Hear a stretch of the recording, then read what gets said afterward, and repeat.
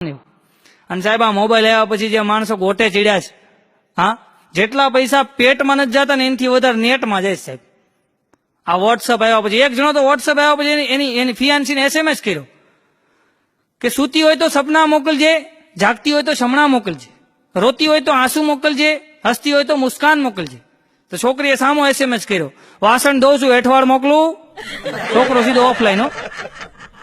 અને આ વોટ્સઅપ ની અંદર સાહેબ એવું છે ને કે આ વોટ્સઅપ અને નાના છોકરાની ચડ્ડી આ ઘડીએ ઘડીએ ચેક કરવું, કઈ આવ્યું કઈ આવ્યું, આમાં ઘડીએ ઘડીએ જોયા કરે કઈ આવ્યું.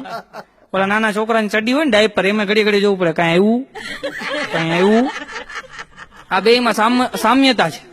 અને આ વોટ્સઅપ આવ્યા પછી ગામમાં જેટલા આડી લાઈને હતા ને એ બધા ઓનલાઈન થઈ ગયા છો.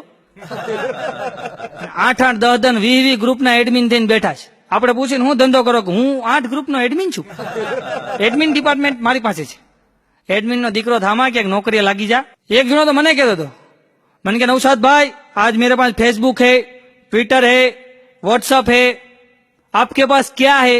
मैं कीधुं मेरे पास काम धंधा है भाई, नौरी बजार नहीं है.